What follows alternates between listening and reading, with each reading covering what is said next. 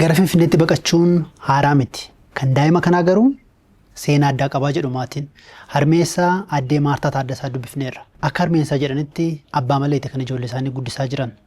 Ilma isaanii lammataa ulfa ta'anii abbaan duraa du'eera.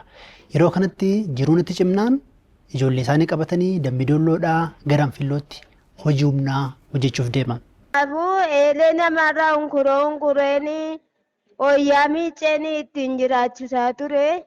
Bakka ijoolleen gosa qabuun bulin jedheen manas hin qabu waa'een ija koo sirra kaaddus hin qabu abdis kuutadhee bakka manas waa'ee ittiin keessatti mataa koo boqodhu hin qabu ijoollee koo bakka itti gateera addeen Anfilloo qalqansidhaan naqeen beenuu Dambidolloo dhaqee achitti hin jiraatteen fidee dhufee asitti galcheen seexinnuu bukkeetti deebi. Bakka ijoollee magoddeenyaa bukkee jiraatte namoonni itti kennus hin qabuun. BBC'n addatti mirkaneeffachuudhaas baatu namoonni tokko tokko daa'imni kun konkolaataa jala warra immoo shaanxaa keessa dhokatee Dambidoolloodhaa kiiloomeetira 100 lakkaa'amu imalee Finfinnee seene jedhu. Achitti erga seenee booda namoonni yeroo ammaa maallaqa walitti qabaafii jiru. Haati daa'imni isaanii kun waan rakkateef durumaa isaan akeekkachiisaa akka ture BBC'tti himaniiru. Deemuu isaaniin ilmi isaanii kun Finfinneetti baqachuu isaatiinis gammachuu qabaa jedhu.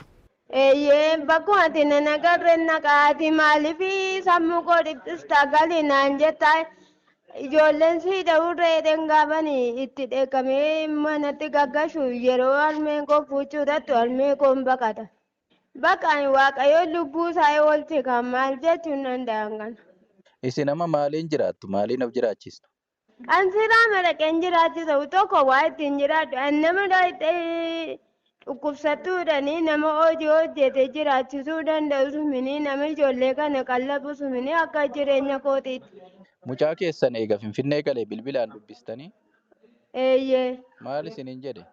Ani Finfinnee galeera naan yaaddeenati gaafa dhuftee na barbaaddu moo Poolisaafii bukkeetti na argattaa naan jedhe. Amma kanumaafuu gammachuun qaban deemsa isaatiif.